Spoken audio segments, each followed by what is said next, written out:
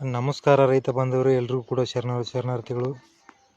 ನಾನು ನಿಮ್ಮ ಕೃಷಿ ಸಲಹೆಗಾರ ಚಿದಾನಂದ ಜೈನಾಪುರ್. ಈ ಒಂದು ವಿಡಿಯೋ ಮಾಡಲಿಕ್ಕೆ ಕಾರಣ ಏನಂತಂದರೆ, ನಾವು ಇವತ್ತಿನ ದಿವಸ ಬಾಗಲಕೋಟೆ ಜಿಲ್ಲೆ ಬಿಳಿಗಿ ತಾಲೂಕಿನ ಸಿದ್ದಾಪುರ ಗ್ರಾಮದಲ್ಲಿದ್ದೀವಿ.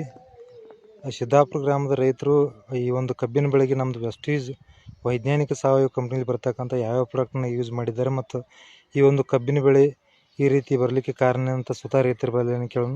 ಸರ್ ನಮಸ್ಕಾರ ರೀ. ಸರ್, ನೀವು ಎಷ್ಟು ತಿಂಗಳಿಂದ ಈ ನಮ್ಮ ಪ್ರಾಡಕ್ಟನ್ನು ಯೂಸ್ ಮಾಡತ್ತೀರಿ, ವೆಸ್ಟೀಜ್ ಪ್ರಾಡಕ್ಟ್? ಇದು ಕಬ್ಬ ಇದು ಮಾಡಿದ ಮ್ಯಾಗ ರೀ.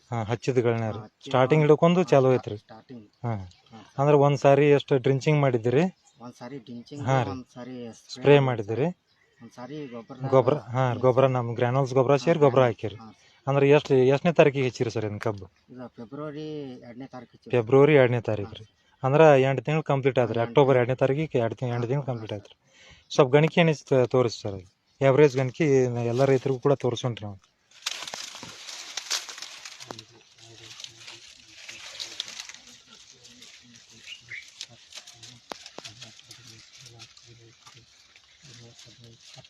ಹತ್ತೊಂಬತ್ತು ಗಣಿಕೆವರೆಗೂ ರೀಚ್ ಆಗಿ ಸರ್. ಅಂದ್ರೆ ಬೇರೆಯವ್ರಿಗೆ ಇದನ್ನ ಬೇರೆ ರೈತರಿಗೆ ಹೇಳ್ಬೋದಲ್ಲ ಸರ್, ಇದು ಚಲೋ ಐತಿ ಪ್ರಾಡಕ್ಟ್ ಯೂಸ್ ಮಾಡ್ರಿ ಅಂತ ಹೇಳ್ಬೋದು ರೀ.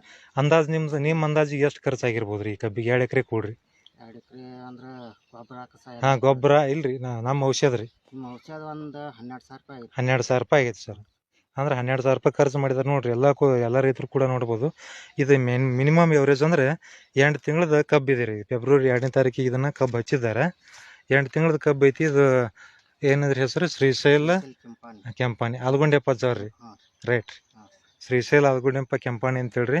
ಈ ಕಬ್ಬಿನ ಬೆಳೆ ಈ ರೀತಿ 8 ತಿಂಗಳದ ಕಬ್ಬು ಐತ್ರಿ. ಇದು ನೋಡ್ತಿರ್ಬೋದು ನೀವು. ಎಲ್ಲ ರೈತರು ಕೂಡ ಈ ಒಂದು ರೈತರ ಸಲಹೆ ಮೇರೆಗೆ ನೀವು ಕೂಡ ಈ ಪ್ರಾಡಕ್ಟನ್ನು ಯೂಸ್ ಮಾಡ್ಕೋಬೋದು.